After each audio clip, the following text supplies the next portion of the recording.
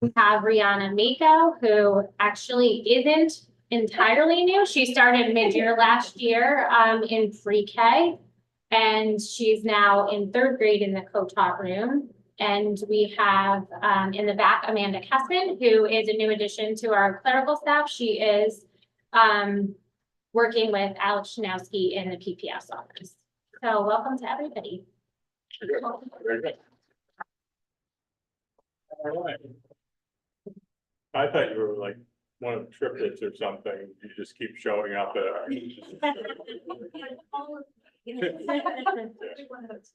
Very good. All right. We'll get started. You guys are free to hang and listen, and it's really exciting stuff. Take some cupcakes, hang around, all right? Yes, you're also welcome to go because we know you're back here early in the morning. Yeah. Thank you, guys. Okay, Thank you very much. All right. All right, we're gonna start with BBS.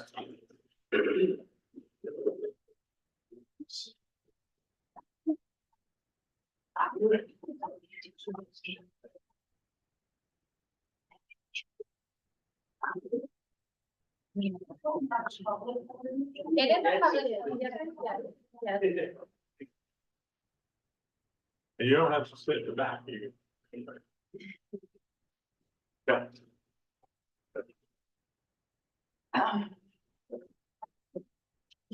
Okay. Good evening. Thanks for having us back. BBS Architects, Joe Reddick.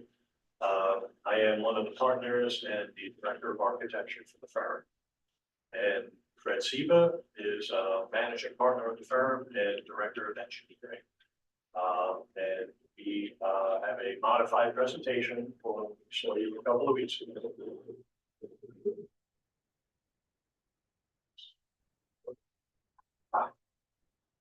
So we're going to start with the acronyms that we use throughout the presentation here. But it's pretty hard to flip back and forth, but ADA is Americans with Disability Act. Most people are familiar with that. APR is your all-purpose room. We will say BCS a lot. That's the Building Condition Survey. I'll explain that a little bit later. Carbon monoxide. DDC, Direct Digital Control, to control your HVAC systems in your schools. EPC is a energy performance contract. Elementary, high school, hot water, HVAC. MERV, could explain MERV. It's basically the filtration value of the filter, how effective it is at filtering out different sized particles. And the last one I'll just say now is an MRL, or machine room-less hydraulic elevator, which doesn't require a dedicated machine, which we'll see more on later. So the proposed capital project has three buckets. First is HVAC improvements, which come from the BCS.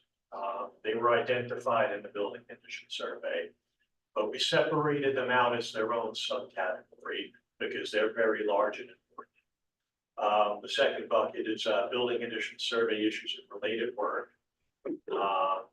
which are things like ADA and a few other things which I'll discuss later in detail, and the energy performance contract, which we'll also explain shortly. So this is how each of the propositions lay out monetarily. Proposition 1 is Elm Drive and the middle school as the two most urgent schools to address. The bond proposition at 41.3 and its associated energy performance contract at 2.2.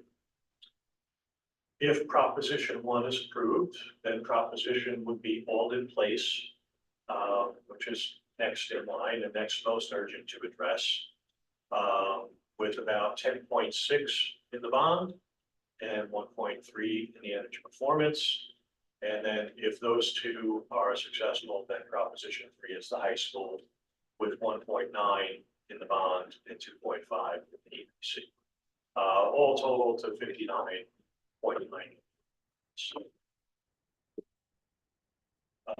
So on the HVAC, I wanted to talk about foundational reasons. Why are these projects important for the school district? wired to the buildings that they're in. So one of the things is that a lot of your HVAC systems are original, which means they're 60 or 70 years old now. They have long exceeded their life expectancy. You absolutely got your money's worth out of that equipment, but it's getting to the point where you're going to see more and more breakdowns, and you've already started to see that, and you're gonna have to start replacing that equipment one way or the other. So the other thing is energy efficiency. Equipment nowadays is much more efficient than the equipment that you own. There are different ways to do filtration. We can work MER 13 filtration in to the new products. We can do dedicated DDC, so direct digital control, so computer control. So you get much better handle on the controls of your equipment. It's much more efficient. It's much more effective as far as indoor air quality is concerned and filtration and all of that. The next thing I want to talk about is dedicated outdoor air systems. And this is a big topic and a big component of the bond referendum, which is, as Joe said, why we kind of split out the HVAC. So right now, what you have is unit ventilators, like these unit ventilators here in the cafeteria. That is what's bringing in your fresh air, and that's fine. But again, they're original to the building, and they're harder and harder to get replacement parts for at this point. So we talked about, okay, what do we do? Do we replace those unit ventilators?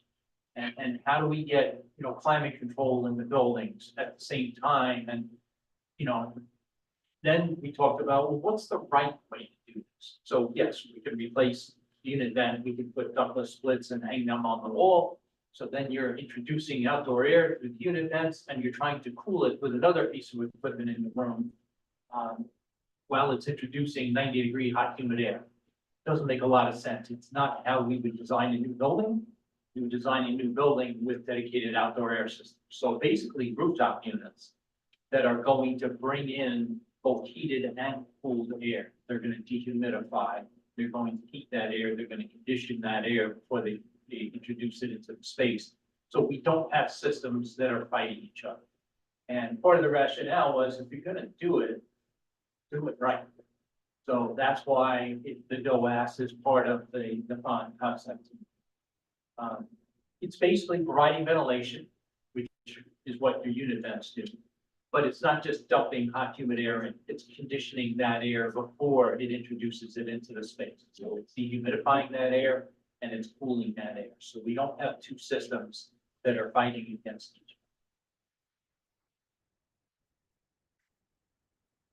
Okay, the building condition survey that I mentioned earlier. So every 5 years, all public schools in New York State have to have a survey or inspection done by an architect or engineer. Fred and I just did yours recently over the summer. So we have a brand new, fresh BCS to look at. So again, every 5 years that's done, and that's where this work comes from. Yes, we had the bond proposition earlier in the year based on a previous building condition survey. And now we have a fresh one that is the basis of this. So we examine everything in the building. It's building envelope, it's building systems, it's utility systems, it's finishes, and we even sometimes get into functional spaces in the building condition survey. So everything that we're showing here in this bond proposition is something that comes from the building condition survey. It's identified. Addressing the issues raised in the building condition survey will help your student, will support student health, safety, comfort, learning experiences. It will handle ADA accessibility issues, electrical distribution. I won't read the entire slide, but by doing the upgrades recommended in the BCS, you also get operational efficiencies and associated cost savings with that new work. So even going further than improving educational outcomes, it ultimately results in increased property values. Thank you for that. So, we have the energy performance contract, which we'll talk in more detail about, which is also going to save energy for the district. But we're projecting that just by doing roofing and windows, by tightening up our building envelopes, by adding additional R value to your roof, by reducing infiltration, you're gonna save an additional 4 to 5% just by doing that type of work. It's not why we're doing it. The energy performance contract gets done to specifically save energy, but in order to replace your older roofs and your windows, you'll save energy at the same time. The other thing that we talked about last time too is, yes, we're improving educational outcomes, and there have been studies that have shown that if we provide the proper indoor air quality, provide the proper temperatures, provide, non-leaky roof, all of those things, it's going to improve the educational environment. And not only that, because of that, the school district is what sells homes in the community and your reputation. So by increasing the value of what you're presenting for the kids, you are actually increasing home values in the district at the same time. So I know a lot of people say, well, my children aren't in school anymore. Why should I vote for this bond? Because this bond is actually going to increase property values and keep buildings in good shape. And it's going to make sure that your kids are in the right environments.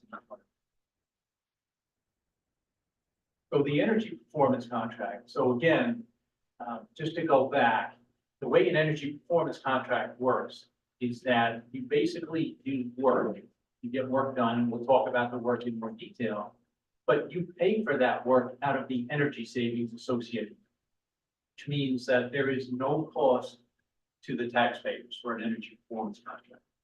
So you might ask, well, why is it included in the bond referendum? And the reason is that you get a 10% additional aid from New York State Education Department if you publicly vote. You do not have to publicly vote. It can be board resolution only, but then you would lose that 10% aid. So the district felt strongly that they wanted to get that additional 10% aid, so it's being voted as part of the bond.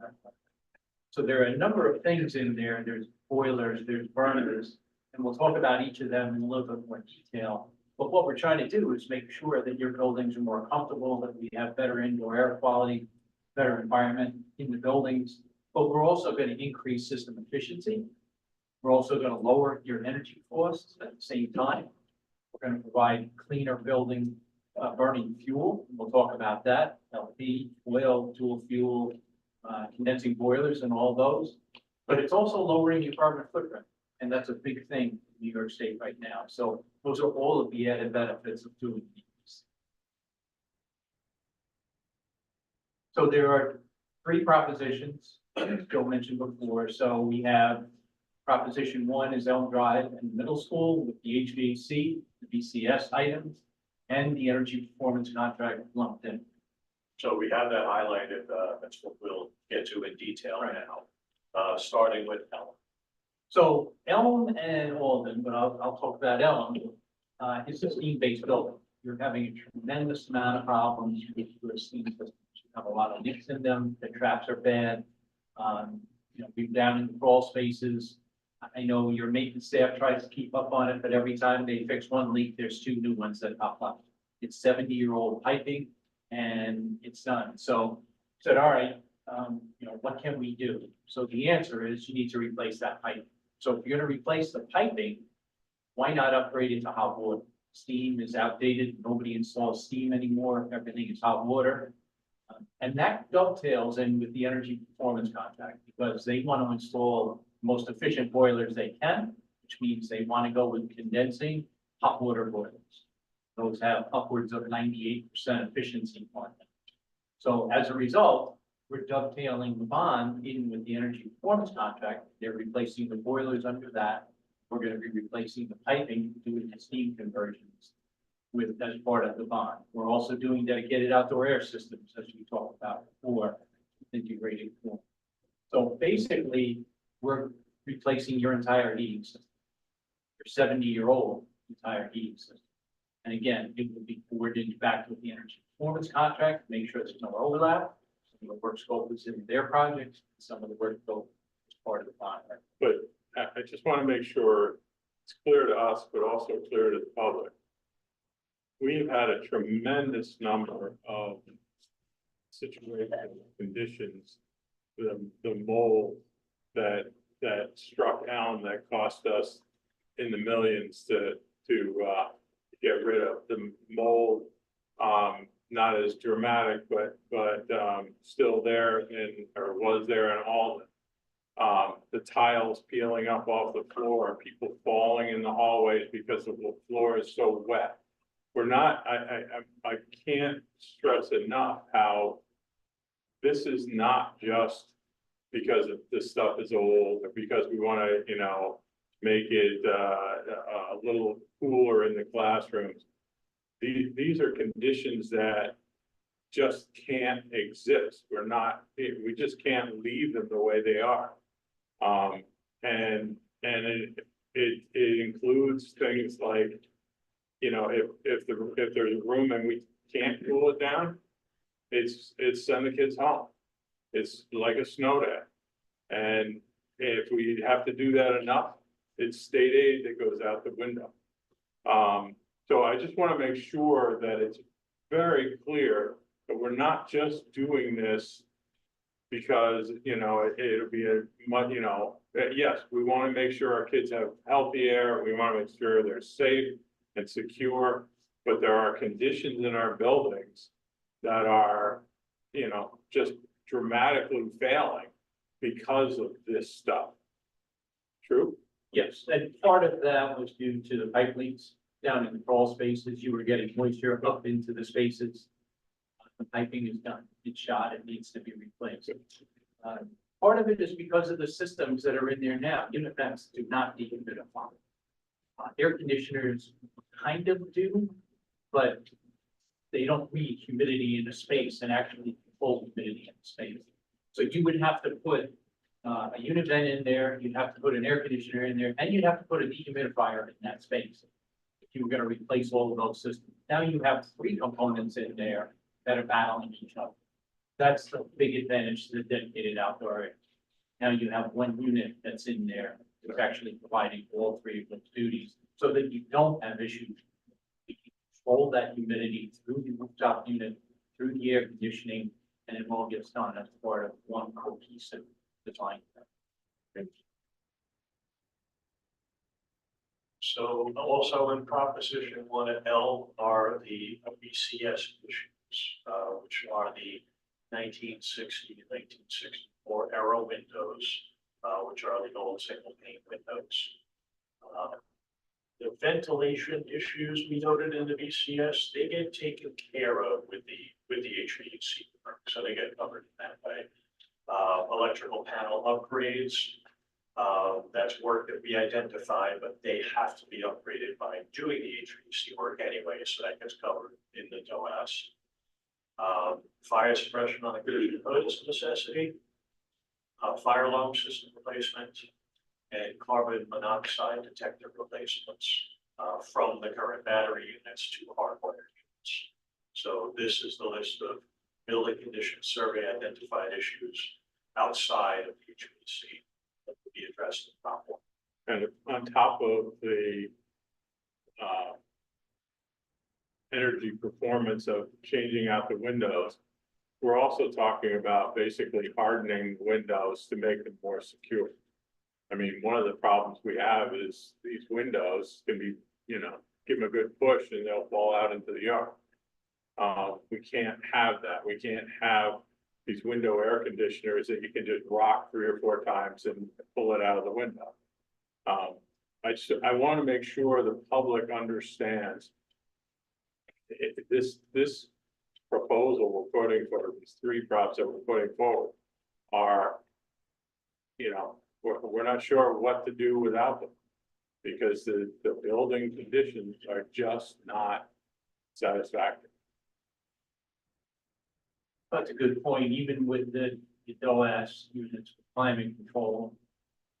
That's also a security enhancement as well, because now you don't have to open windows, classroom areas to try and get ventilation.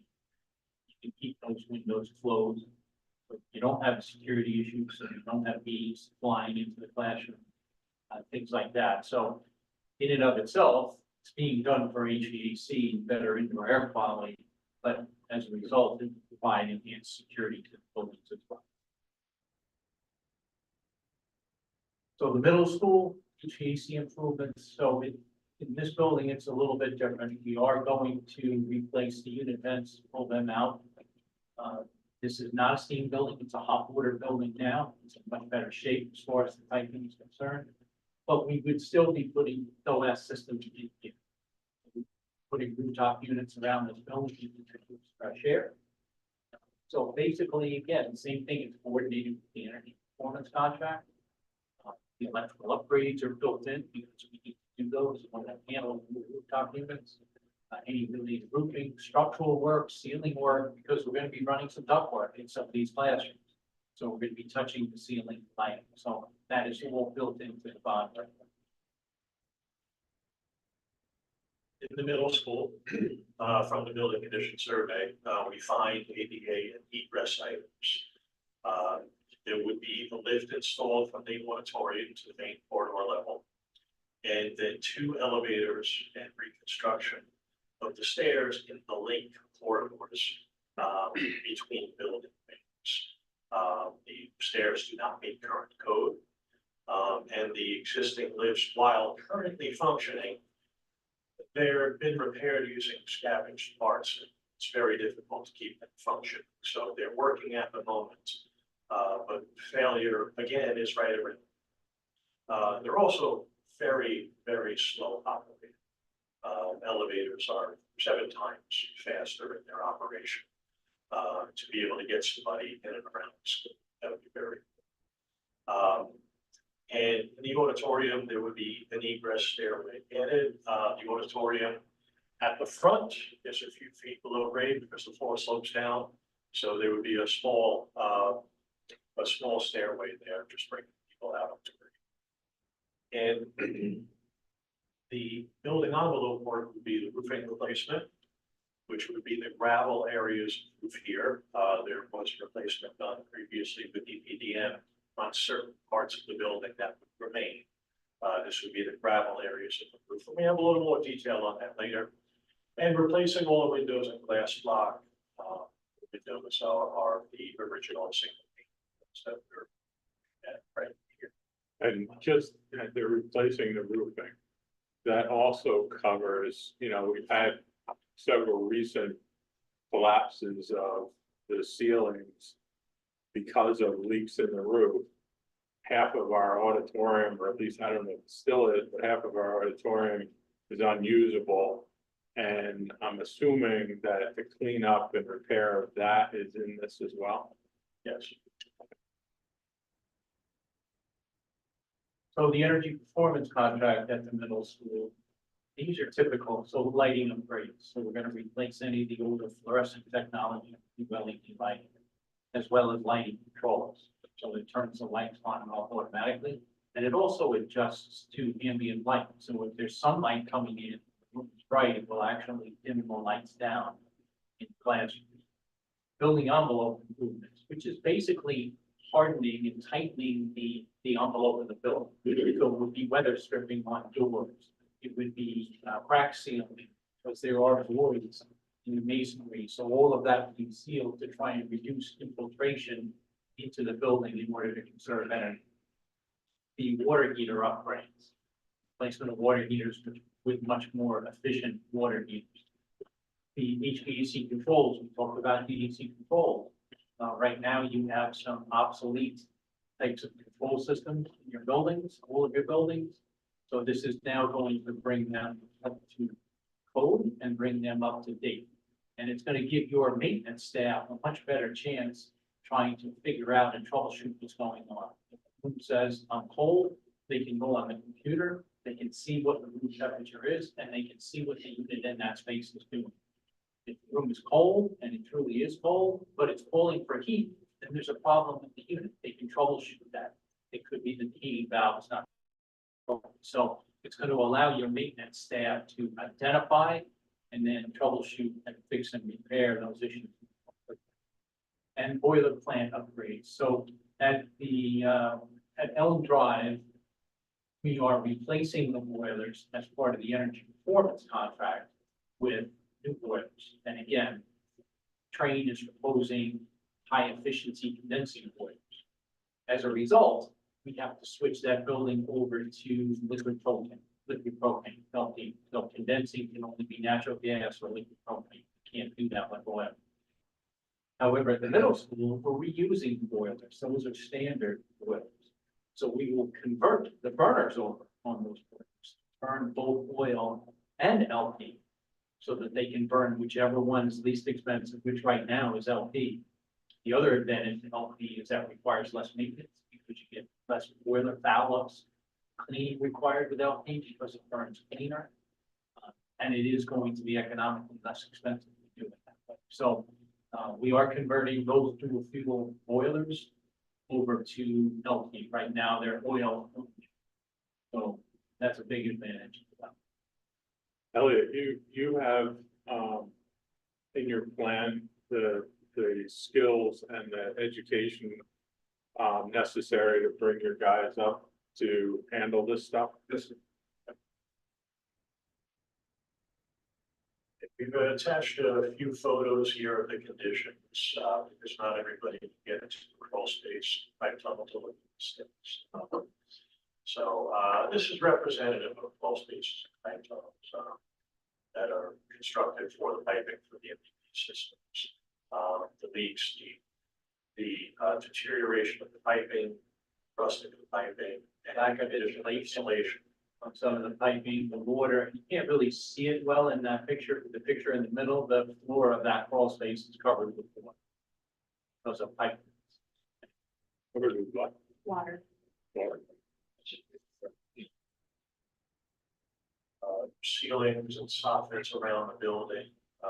You know, a lot of these photos were taken here in the middle school, and there's leaks throughout the building. Further photos of leaks and the leak mitigation taking place in the photo on the left, with the hose, the drainage. And what you're looking at in some of these photos, such as the photo on the right, is not the ceiling. The photo in the middle is the ceiling. The photo on the right is the bottom of the roof deck. So the structural roof deck. And so you can see the stains coming through from that. We believe this is a poured gypsum roof deck. Window conditions, difficult to show in a photograph, but this shows your single pane original frame. Where, you know, the window frames themselves have their own issues, but then the glazing, the glass within it is very poorly sealed and very easily dislodged. I mentioned earlier the link corridor reconstruction at the middle school here. This is a photo of the stairs and the lift at each of those link corridors. And again, these would be demolished and rebuilt with code compliant stairways and elevators. The blue areas are where that would be shown in this aerial sketch. The elevators being considered here and proposed are the machine room less hydraulic elevators. The older generation of hydraulic elevators required a separate machine room. Nowadays, they developed technology to do away with that, so it's a less expensive installation. It's actually the least expensive and most appropriate use here in a low-rise application. So it is the proper elevator to specify for this project. Wheelchair lifts could go back with wheelchair lifts. They're less expensive, but they're light duty and prone to breakdown, and they take 7 times longer to travel the same distance. And so just remember that's times 2 to get from the upper wing to the lower wing. So it's the speed is a serious factor here to try to get somewhere close to your bell schedule for a handicapped person. We talked about it at the last meeting, that it takes 10 minutes to get from the upper level down to a lower level with the existing chairlifts that you. Now, are these elevators you're proposing, are they enclosed? So, you know, once Yes. someone goes in it, they're not sitting there being, you know, with all the other kids watching them go up like our current lifts. It's enclosed, yes. It's like a standard elevator in any building you've ever went to. It is fully enclosed. It's, lifts can be enclosed too. They have an option where you can get an enclosure surrounding them, but lifts are a single rider. So, you know, you have to have a chaperone come, with the handicap students. The single rider gets on the lift because the deck is only meant for a person in a wheelchair. And then they operate and they go down. The elevator, while it's a small elevator, because you don't need a great big elevator here, you're not fitting a lot of people. Even the smallest elevator is like a 2,200-pound capacity elevator, and you can fit several people. But they, again, 7 times faster operation for elevators as opposed to lifts. Also, you know, you can be on an annual maintenance repair contract with them. You can get non-proprietary parts to repair them decades into the future. You know, elevators last decades, and there are non-proprietary parts out there to be able to replace them. This is a diagram of the middle wing of the middle school. And this was an infrared survey taken, which shows and maps out moisture. So this is only one of the 3 wings, the middle. The other wings are in similar condition. But this can show you how much of the roof is really compromised. That is wet. And it does not mean that there are not leaks in the white areas. There are leaks in the white areas too, but this is where the roof is completely saturated. And what that's showing is moisture underneath the roof. In the roof insulation, it's sitting on top of the deck, and that's what's causing the stains and what's coming into the building. So the longer that water sits within the system, the more it deteriorates the roof deck and makes the roof deck unstable. These are some photos of the rooftop, and you can see those gravel areas, and you can see the extensive repairs where they've had to shovel away the gravel to reach the membrane and to attempt repair of the membrane. And, you know, I say attempt repairs because roof repairs are difficult to do on flat roofs, because once the water gets below the membrane, it can travel in almost any direction. So trying to pinpoint the actual origin of the leak from where it's showing up inside is very difficult.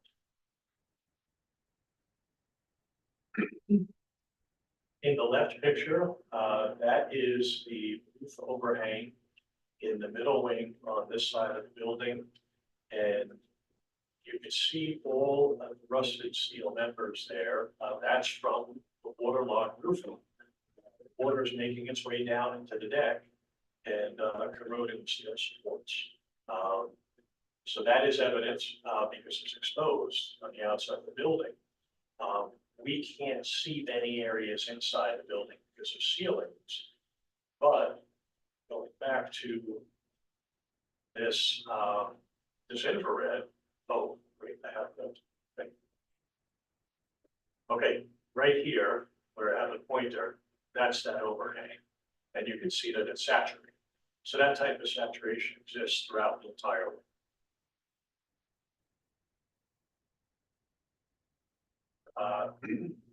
Also part of the work is the glass block. There's many broken pieces of glass block. There's many dislodged areas of the glass block. The glass block is very poor at weather resistance because it's glass block and it's held together by mortar, and mortar is porous, and it transfers moisture right into the building. And over the decades, it just they start to move, they start to break, and it's very difficult to repair glass block. It's poorly performing from an energy perspective to nothing like this. So these would all be replacement. How long before that? I mean, what I'm seeing is when moisture that's above the ceiling deck or whatever you called it, which is then rotting the steel. How long before those just start to fit? That's hard to say. We can't see most of what's here because the ceilings. But you can It see happens that. to be an exposed area to see. I believe it has, some years left in it.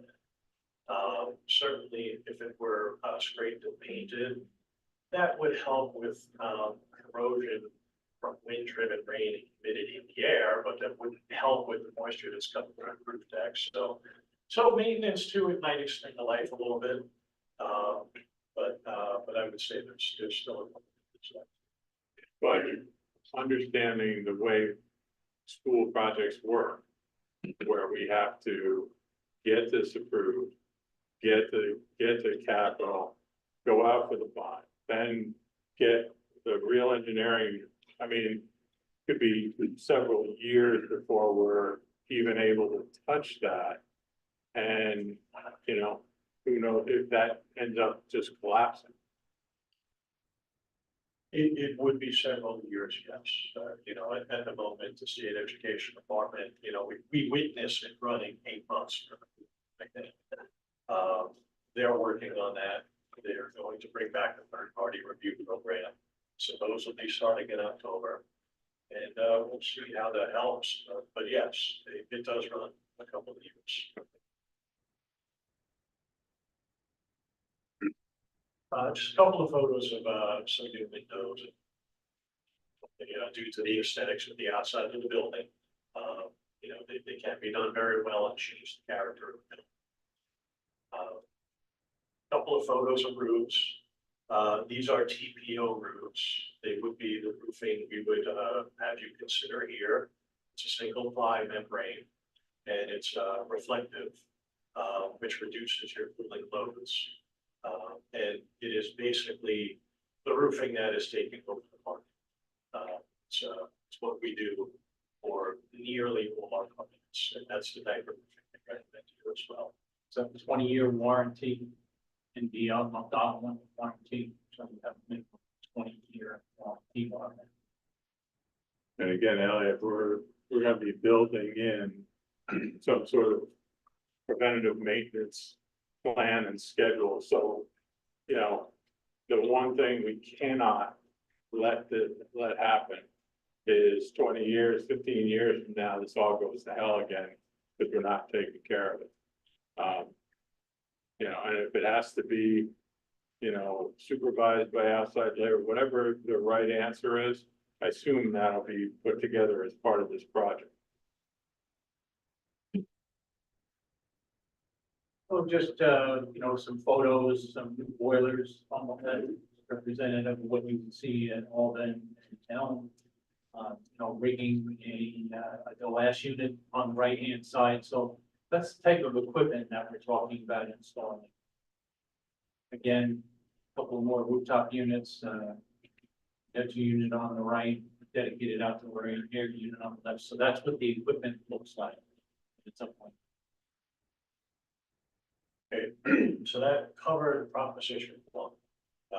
Now we're going to discuss proposition 2, which would be Alden. So HVAC again, same description as Elm. It is a steam-based system, so we are going to remove the steam piping, which is problematic in that building as well, and replace that with all new hot water, all new DAC controls, computer controls, and dedicated outdoor air systems for that building as well. So again, steam hot water conversion, coordination with the energy performance contract, they're going to be replacing the boilers as part of the EPC. So they will be high efficiency condensing type boilers, which are hot water only. So they're doing that part. We're doing the hot water piping, and the rest of it is part of the bond recommend. So it's dovetailed in for. The building condition survey work for Alden would be to replace the clear story windows in a high upper windows in the all purpose room, park room. Because the windows were replaced there much more recently. They're in good condition over there. Supplemental heat in the 1992 wing, that would be covered in the DOAS. The HVAC work would take care of that issue, would be identified. in this project would be, exhaust in the girls' toilets, fire suppression of kitchen hood, and technology cable management and routing. Could you explain that, Fred? That's basically, the up ceiling tile in that building. Everything that got run just got laid on top of the ceiling tile. It's not supposed to be done that way. It's supposed to be from building structure. Bridal rings are supposed to be installed, or J-hooks or something like that. It's supposed to be kept off of the ceiling. Take a section of that ceiling down, all of that cabling is going to fall down on the floor. So we need to clean that up. We need to make sure that we bundle it properly, everything gets labeled so that somebody going in there trying to troubleshoot it will actually be able to figure out that. So the energy performance contract, again, same thing, lighting upgrades, weather stripping, air infiltration reduction, water heater upgrades, DEC controls, and boiler kind of upgrades. So again, going from steam to hot water, but we're also going to provide condensing boilers, so they will be propane fuel burners. So again, it's going to burn cleaner, it's going to lower your carbon footprint, and it's going to be way more efficient than like that. Than oil. And capital proposition 3 would be the high school. So the HVAC works in the high school. We have 2 chillers that are in the back of the building. Those chillers have been very problematic to you. I know one of the chillers, the last time we were here, was down. So you're only operating at 50% of your chilled water capacity. Those chillers are 18 years old. The expected life is 20 years on those chillers. So you are starting to experience more and more issues. Compressors are going, they are not very efficient. So we're going to replace those. And it's going to be in conjunction with EPC. We're doing part of that in EPC and part of it in the bond. So in the EPC, they're going to replace the chillers with much more high efficiency chillers, and they're going to add thermal storage, nice storage. Basically make that at night for lower cost power, and then you use that for cooling during the day. As part of the bond, we are going to air condition the gymnasium. So what we're going to do is we want to tie that back into this new efficient chiller system so that we can be as energy efficient as we can. So we have the cost in there to upsize those chillers, make them the proper size in order to be able to handle gymnasium circulation. So those are in conjunction, again, dovetailed in with one another. And then HVAC controls upgrade, that building has its original control system in it, which is almost impossible for the district to get ports for. You know, Train came in and they put a Band-Aid on it, they put a new head end in, which kind of communicates with some of the equipment, but you have to manually reset a lot of your equipment as a result of the failure of the old control system. That is not an efficient way or a good way. You risk freeze-ups, risk overheating, underheating, you start to have to manually control things. So we have the control system upgrades in there.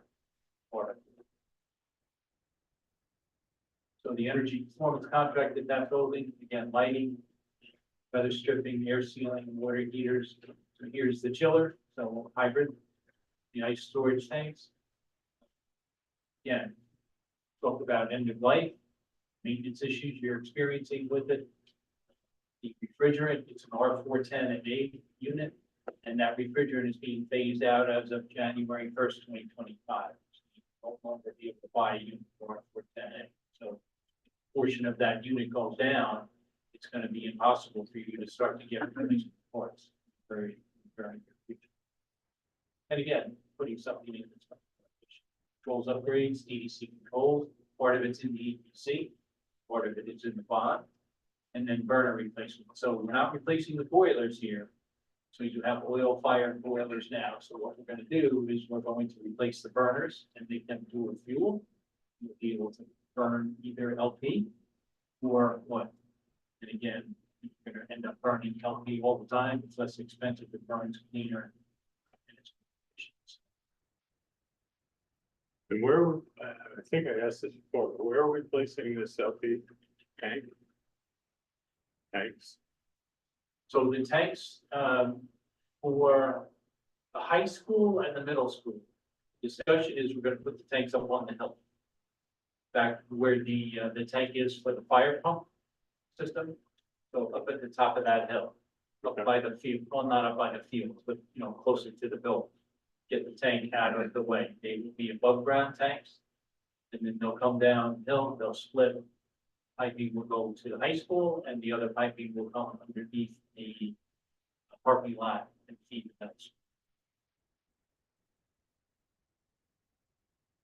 And that's basically it. That's the scope that we have. Certainly be happy to take any questions, comments that you. Elliot, just so the public knows that's watching, I mean, I think a big number to go over is the total amount that's on the taxpayer. Because we see all these big numbers, but I think that's, when I saw it, it was kind of surprising. I think the public would like to see that too. I don't know if you have that handy here. I do, just give me one second.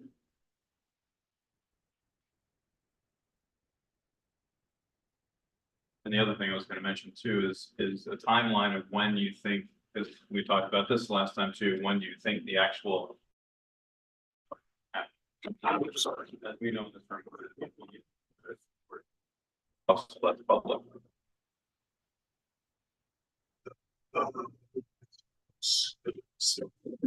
Or put you on the spot. No, that's fine, the screen froze, so. While Elliot's doing that, in Alden, if I remember right, there's a primary and a backup furnace in there or whatever. I thought we never really used the backup. Are the two that you're talking about putting in there basically gonna run all the time? The boilers you're talking Yeah, about? yeah, So the way we typically size boilers is that each boiler can handle 2/3 of the load of the building. So you have some redundancy built in, but during your peak heating season days, you need both boilers to be able to run and heat that building.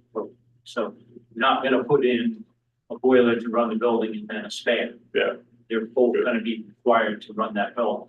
Yeah, And we- what you'll do is the lead lag system will have one boiler be the lead lag this week and the other boiler be the lead lag next week, so that you get even wear and tear on the two.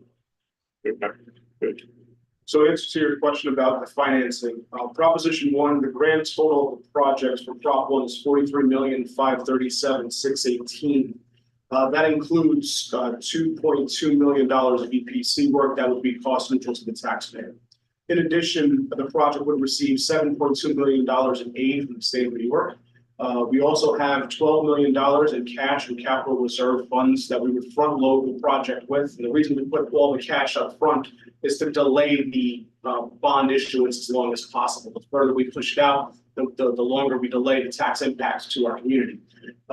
We also have $11.3 million in retiring debt service. So what that is those are old bonds that are already baked into the tax bills of all of our constituents. And instead of letting that fall off and letting the tax rate fluctuate, we would replace the old debt with some of this new debt to keep the debt the debt service level across the board and prevent those jumps in the tax rate. So all told, for $43.5 million worth of work, the burden on the taxpayer would be roughly $10.764 million. For props 2 and 3, because we're front loading all of the cash, the difference in the burden to the taxpayer would simply be the reduction of the EPC amount. So proposition 2 on $11.9 million worth of work, the impact for the taxpayer would be $8.6 million. And on proposition 3, for $4.4 million of total work, the tax impact would only be $1.5 million for that proposition.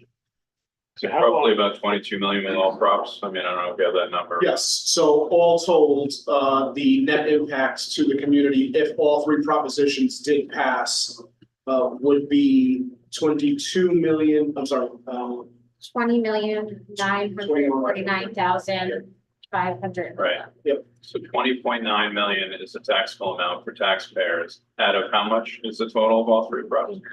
59 million. Right, and I think that's the biggest point to kind of get across, because people see the 59 million, but really the taxable amount is the 21 million, give or take. and the timing of this, means that we're not going into the, local bank and, taking out a loan for 20, whatever million. We're taking it as we need it moving forward. Yes, and at this point, with the November vote, or the November authorization, the earliest we would levy taxes for this project would be 27, 28.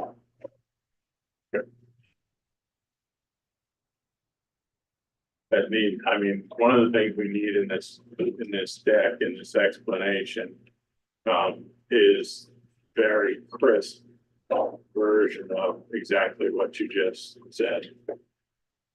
And we're gonna have that for the public information sessions on slides spelled out. Right now, it's just raw data in chart form. The other thing I don't know if it's possible, it's really easy to walk around and go, hey, look, there's a spot on the ceiling tile, it must be wet. Take a picture of it and put it in a presentation. We should seriously consider, because there's some places where this is just, it's horrendous.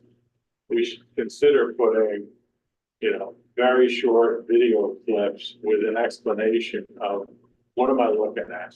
Because they're gonna, if people in the public are gonna take a look at that presentation, they're gonna, what the hell is that? The one looks like they're making ice cream. We're not sure what it is, but if we had, let's go take a look at these windows. None of these windows are fully closed. Have somebody, if we have to, bang on one of the windows and have it fall out in the air. Something that makes this very clear as to the reason we're bringing this forward. I also said before, I think our maintenance team does such a great job of making the buildings look great, which they do. For the most part, we got some tiles, yeah, but if the average person walked through, they wouldn't see the issues that we're seeing because most of it lies behind the walls. The roof, the burners, the things you don't see with the bare eye. So, I think that's important to note as well. Are you able to put a life expectancy on the middle school roof that was displayed? Or remaining life expectancy on? It's beyond its life expectancy. You're on borrowed time. And, if this proposition were to not be successful, you would really need to aim at that as a capital project as soon as possible. Again, that roof would have had a 20-year warranty at the time it was installed. We believe it to be in the 30-year range, so it's 10 years past the warranty period. It's developing the ordinance, that system that it is. Obviously, you saw from the infrared, a tremendous amount of moisture that has gotten through the roof membrane. It's now insulation sitting on top of the roof. Definitely something that needs to be taken care of soon. I'm assuming the technology of roofs have gotten better over the past 30 years, right? So it's surprising that it still has the same 20-year warranty, but, is that just because it's a flat roof and eventually just with the sun and everything else, there's no avoiding getting the life expectancy longer? Or? There wasn't a 20-year warranty on this roofing when it was installed. That's a current convention. So we're relating that current convention backwards and just saying that if there was a 20-year back then, Right. There was not. Right, okay. You can get longer warranties and there's so associated costs with it. You get a 25-year warranty on some of these and get up to a 30-year warranty on certain moving systems. So it's something we can explore if that's something you're interested in. But it does not change the roof system. You simply pay the manufacturer more money for the same roof so that they'll warranty it for long. And when we're said and done, we will still have 100% flat roof, right? We like to call it a low slope. Okay. But yes. Okay. Yes. So nowadays, back when they installed that, the tapered insulation was almost non-existent. So nowadays, we have to put much thicker insulation. All of the tapered insulation gets laser cut, so everything gets pitched 8 to a quarter inch per foot So yes, it's a flat roof because the building was built that way, but we are pitching it to the drains to make sure that you don't have standing water like you saw in some of the pictures. Other questions? Okay, and, just, when are we planning on trying to take this forward, or have we figured out what the, Tonight, the board will adopt, well, the board will vote to adopt the resolution to, schedule the vote on November 19th as presented. okay. One more time? No. All right, thank you, guys. Thank you. Thank you. Thank you. All right, next consent agenda, anybody want anything to, anything?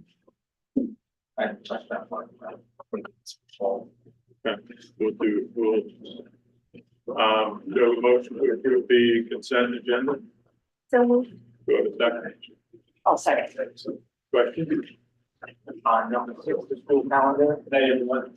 Good night. you. Yeah, so we had a school calendar last year with full days at the end of June. And so we are putting the half days that we usually have in the end of June now, so that parents have ample notice. And if for any reason we don't meet the minutes of instruction, the hours of instruction that are required, we would extend the school day, keeping students here longer, which is easier for families to transition to. But at least there's notice now that the way that the schedule and calendar was built in all 4 buildings, we are exceeding the hours of instruction and days required. So we're doing that now, so parents have ample notice. And then it also leaves us the opportunity to go in the other direction and keep students longer if we have one of those days where we have to, because of an emergency, have to close one of the buildings. And or because of heat, as we said, that's another thing coming. So we're trying to give ourselves a buffer at the end of the school year, knowing that this is an easier thing for families to adjust to. So that's really more my question. And I know this isn't a change, but we're calling still give back days like that. Should we really be pushing that date out instead of giving the snow days back in May? Should we be moving on those fees, potential 8 days? Yeah, so that's a good question. The May day, the first give back day is actually contractual. It's explicitly written in one of the bargaining units that if we have snow give back day, the first one is attached to Memorial Day. So that is why it's that way. But typically by then, we know we're not having any more snow, so we can reasonably assess like how much time we have left.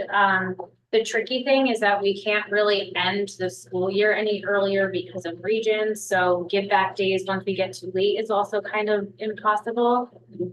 So by that time, we only have the month of June while it is the hottest. We kind of have to cross our fingers that we can make it through. So we have to do something in June. We had the kids were heading home for 2 days because it was too hot. We would have to do something in June unless there was some sort of forgiveness by the state. But June is a really tough month to navigate with that because we have, you know, state exams and at the secondary level and whatnot. So we can't really plan to give back days that week. It's really When's challenging. that rule going to affect? So far it hasn't. Okay. So far it hasn't officially, but it is on the governor's desk and, you know, she has shown favor, so. Will they normally do it immediately or at the start of the next school year? So we really don't know the answer to that. Okay. It all depends. There are things that we've just not even heard of at all, and they're like in effect next week. And then there's things that get phased in, but there doesn't really seem to be a rhyme or reason as to why one happens. Right either around direction. the time, state budget and stuff. Yeah, we really don't know. All we know is that she's supporting it at this point. And that school districts have tried to push back because while it's an inconvenience, we also know that many of our kids who are here in our buildings, this is where they get to their meals. And I'm not just saying Millbrook students, I'm saying students in general. This is where a lot of them get to their meals. And the reality is that they're gonna go home to unsupervised houses with also maybe not climate control either. So there's been a lot of pushback from the field, but so far we haven't really heard them walking back their plans yet. Good there. Anything else? Okay, all in favor? Any against? All right, BOCES spotlight is there for your entertainment. For the president, vice president, reports. Was somebody gonna pitch this to us, or was this just?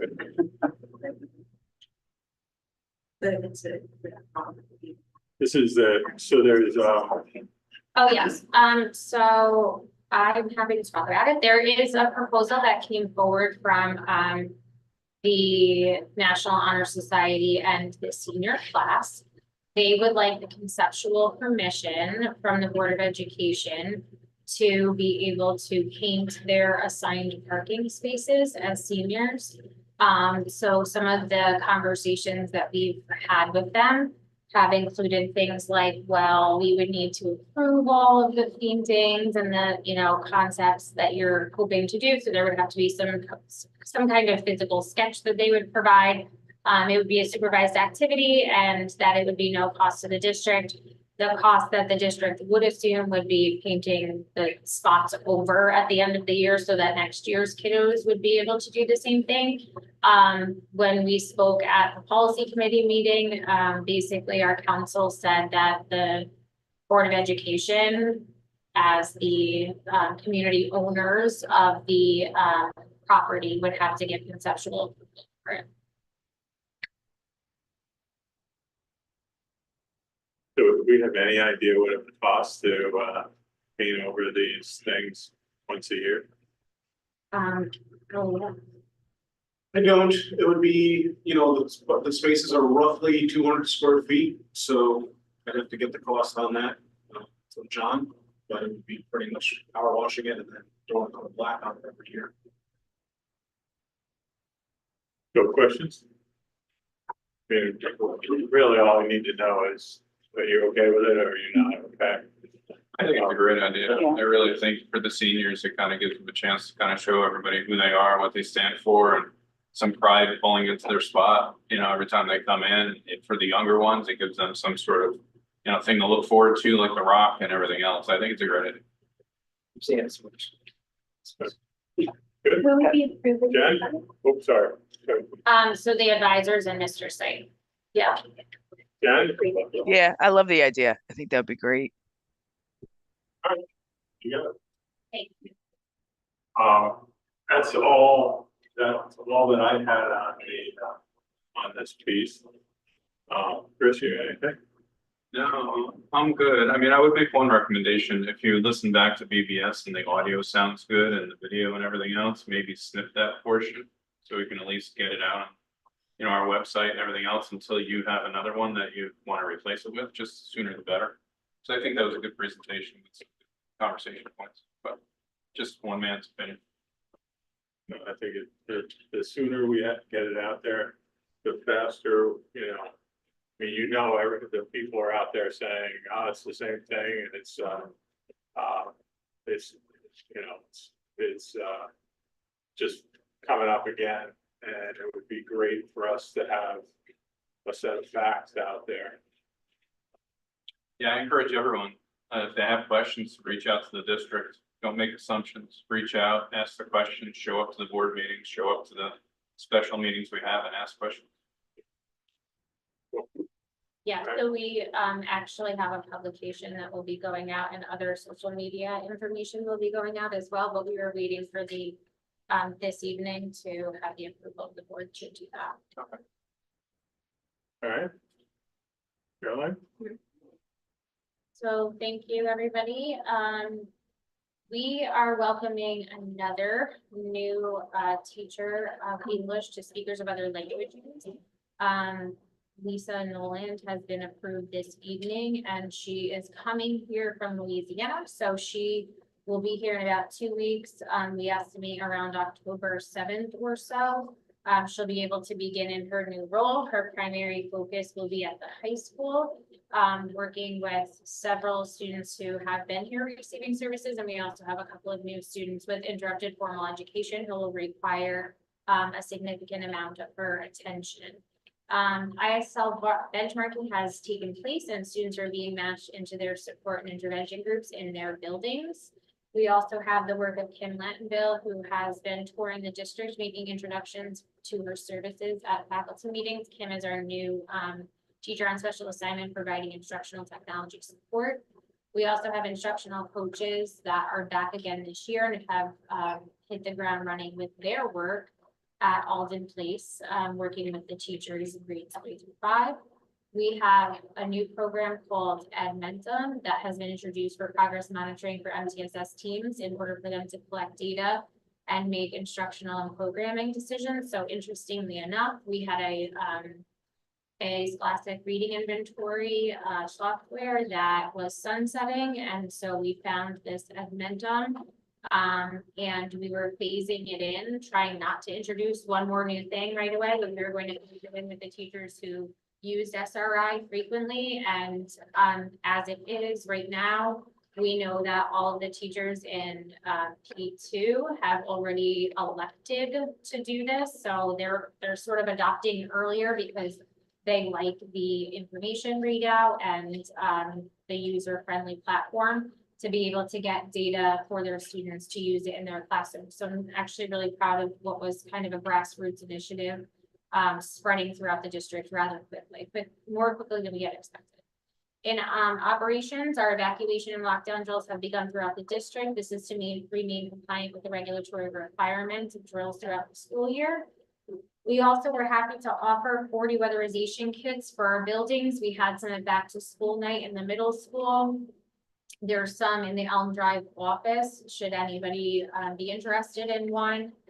We did not have them in time for the Elm Drive back to school night, so we put them in the office should any family need one. There will also be some on display for Alden and the high school back to school nights, and if there is an interest or a need and there are no more left when you go to back to school night, please reach out to an administrator and we will do our best to try and secure another one for your family.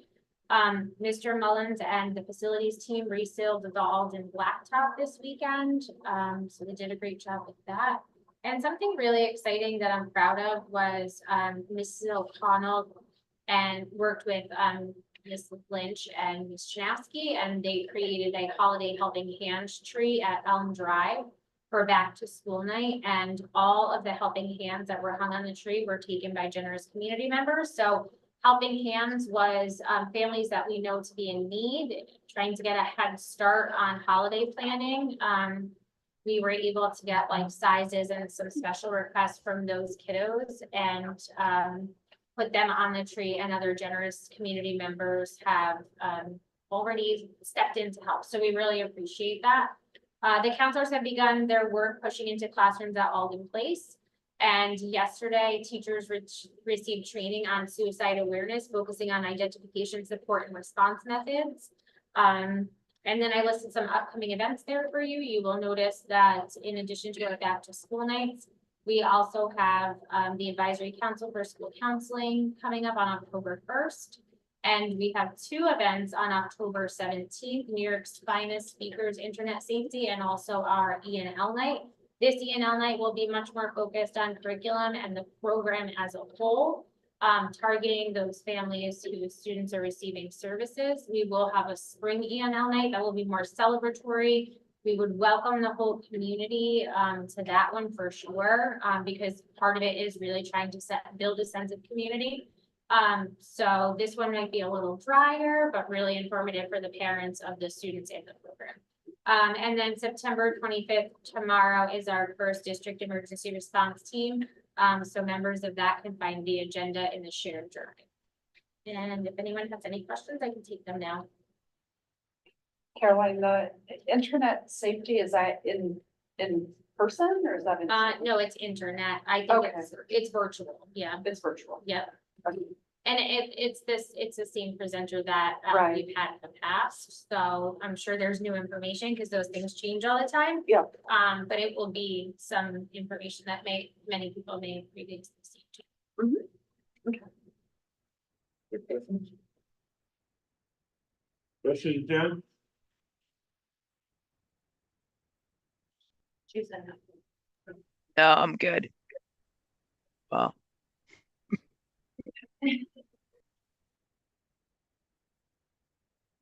Okay.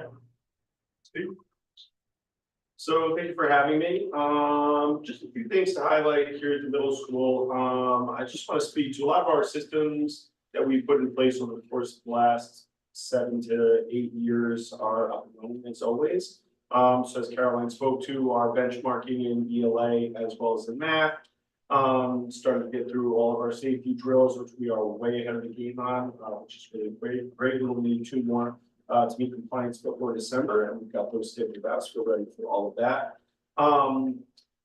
To match with a lot of the work that the district presented at the very beginning of the year, we've been working with our teachers on talking about the portrait of the graduate and connecting that to some work we've been doing on the readings of the book of Atomic Habits and looking at some 1% changes that we can make to really make sure that we're doing lots of little things regularly that are going to give us the maximum experience and support for all our students.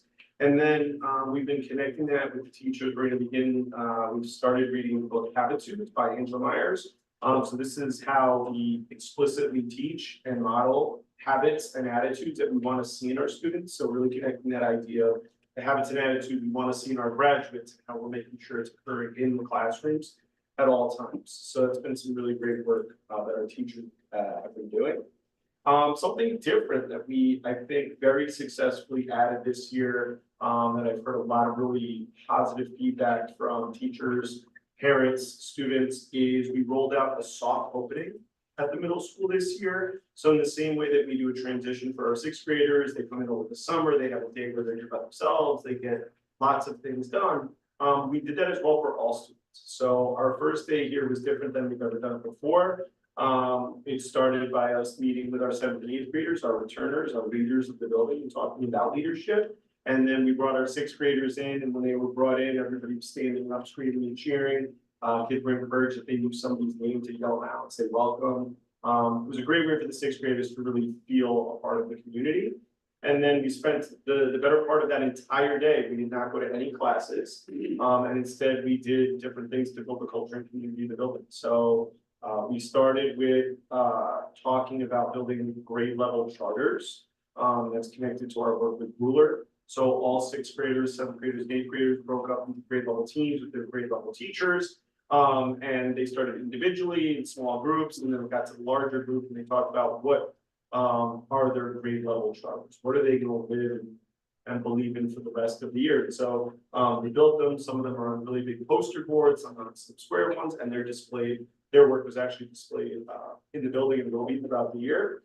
They then came back to the auditorium, presented them to one another, and we saw a lot of common themes and across all grade levels, grade level appropriate, of course. They broke into some Ruler exercises, so they did talk about why emotions matter and how that connects to the work we do. They had some grade level team building. They had a nice hour lunch where we really sat down here too and talked about lunch and the expectations of lunch, how we get our food, how we sign in, how we get breakfast in the morning, how we go out to play recess. We even went as far as out on the playground talking about the kinds of games that are available, how we build teams, how we include folks.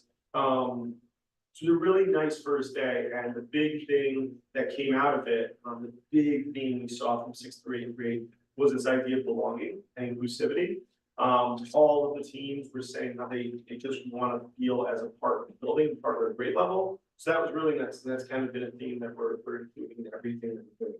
By the second day, we went over code of conduct expectations, and we presented all our clubs because we want everybody really getting involved here as best they can in any way possible. And then we went into a shortened day where they got to see their periods little by little. And then in the third day, they had a full day.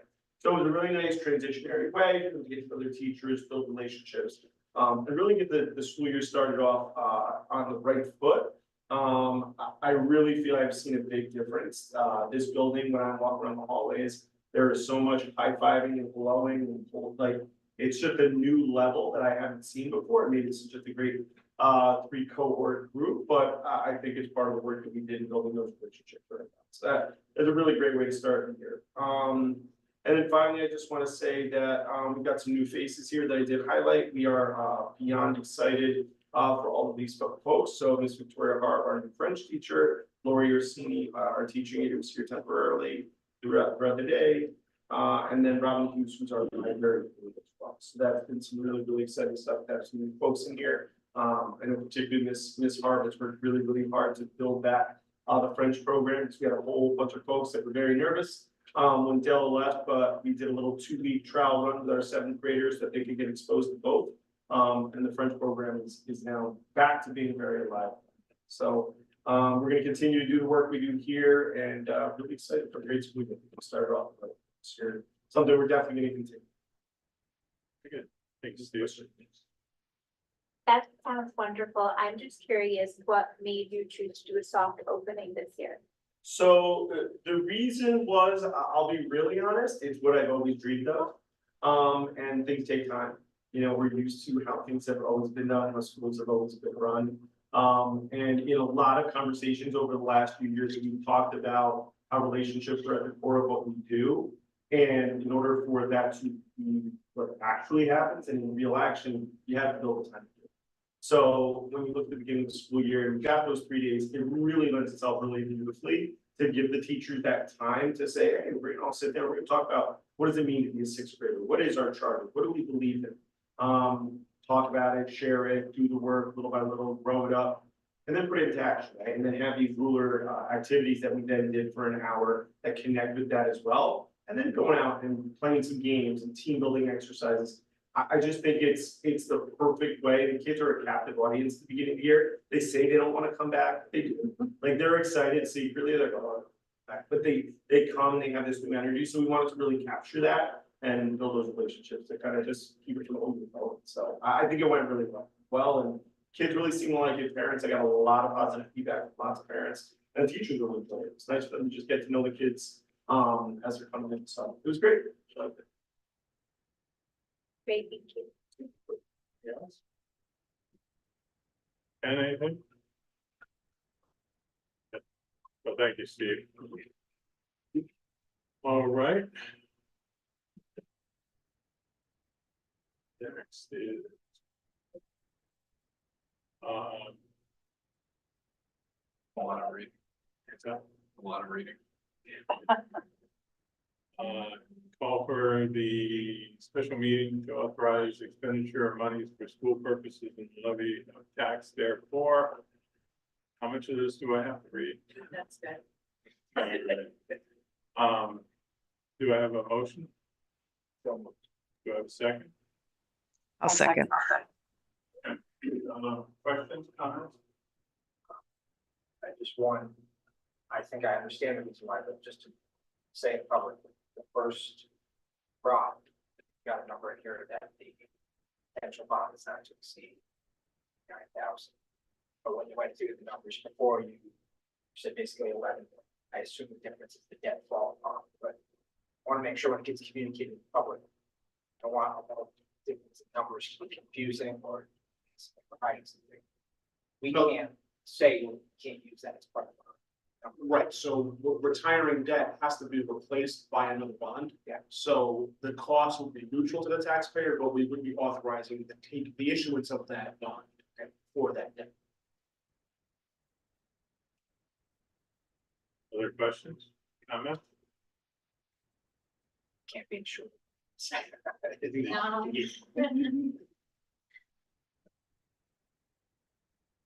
Right, all in favor? Aye. Aye. Any against? All right, financial rewards, do I have a motion? So moved. Second, I'll second. questions, comments? I know I'm supposed to know this, but why does it say no SLF at school just started? School lunch. But were they eating all summer and, But we never put it ready. oh, all right, so this is just for like September on? Yeah. Okay. So usually we review the last one. Anything else? Any other questions, comments? All in favor? Aye. Yes. Okay, next is the, policy, Title IX, student anti-discrimination policy revised on September 12th, 2024. Do we have a motion? Do we have a second? I'll second. Comments?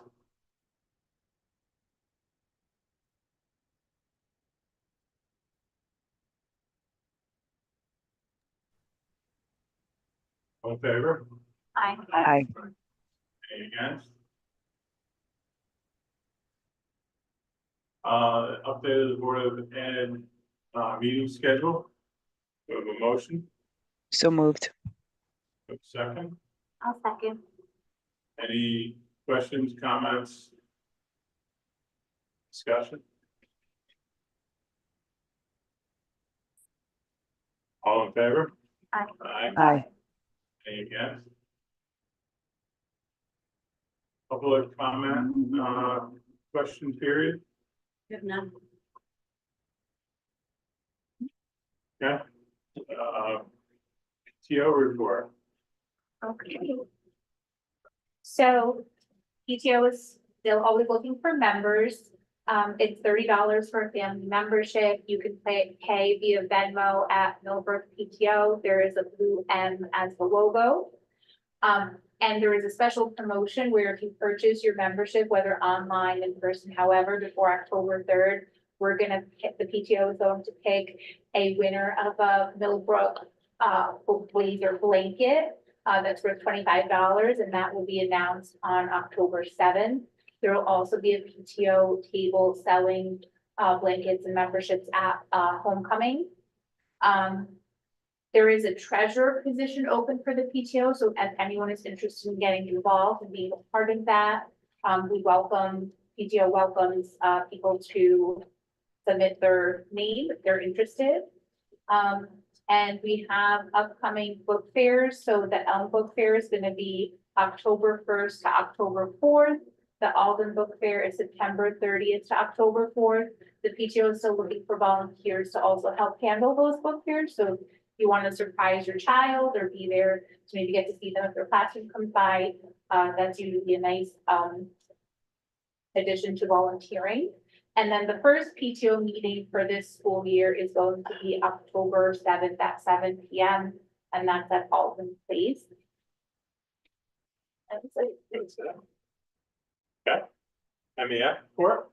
Oh, sorry, any comments, questions? Okay, MEF report? Sure.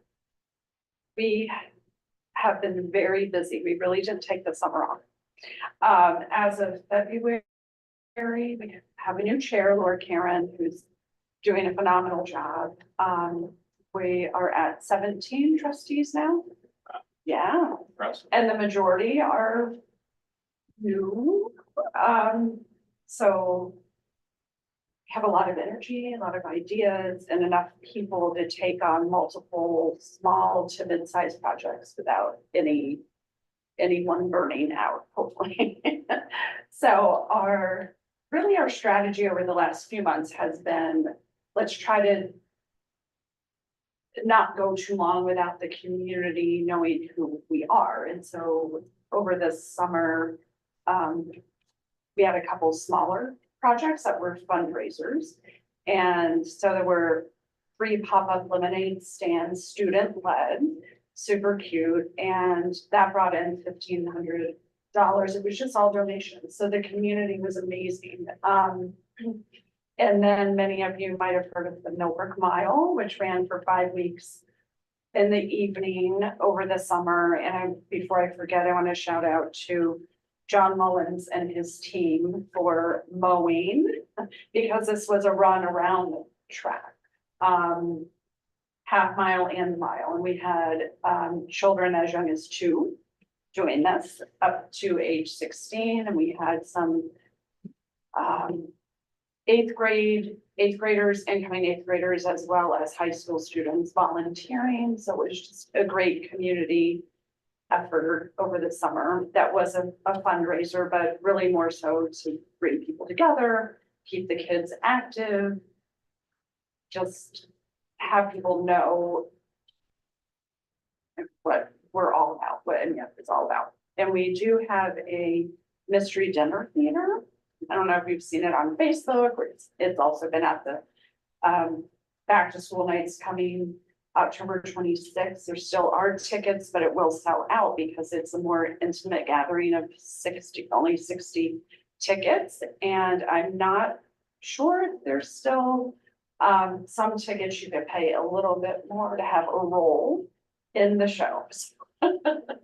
So I really want to practice your acting, hop on right away because some of those tickets might be left. I do want to thank Caroline for being at the table for a few hours on Saturday for Community Day and helping to get the word out with Laura Karen.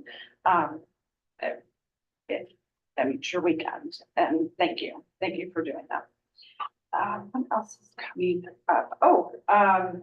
The next issue of Living Millbrook magazine, MEF is on the cover, and then we have the main article is dedicated to our work. So that should be coming out.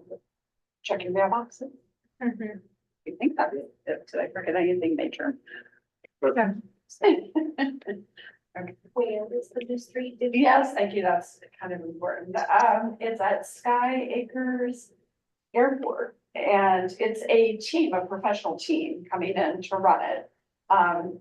And I didn't realize this till a few months ago, but the previous owner chef of Slam and Salmon actually does he's the chef there. So the dinner should be delicious. And how much are tickets are? I believe they're 125. I'll get you the information. It's on Facebook, it's on the MEF website. It's been at the back of school nights, but I'll make sure to get that out. Thank you so much. Yeah, thank you.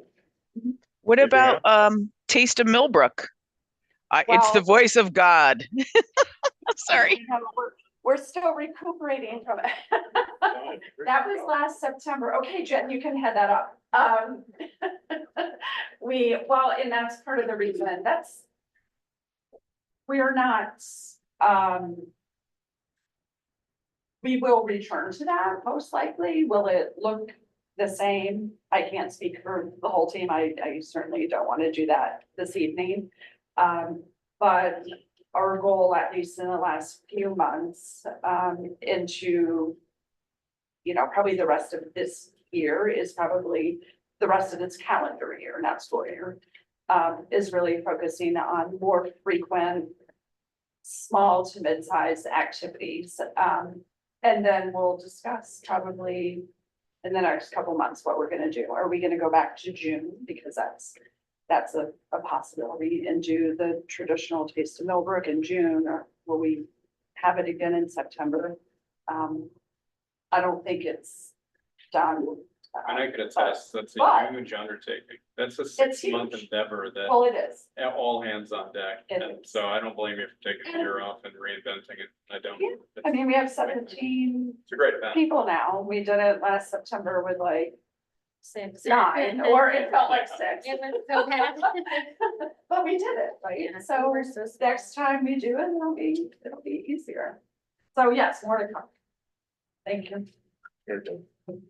All right. Future agenda items, you guys know how that works. So next is proposal for going to executive session. Before I put that out for a motion, just want to make sure everyone understands that the meeting is not over because of that. It's for us to discuss things like employment history, specific to people. When we come back from executive session, we may have additional actions, motions to take. So just want to make sure everybody's aware. Anyway, do I have a motion to go to executive session? So moved. Do you have a second? Second. All in favor? Aye. Any against? All right, very good. 5 minutes?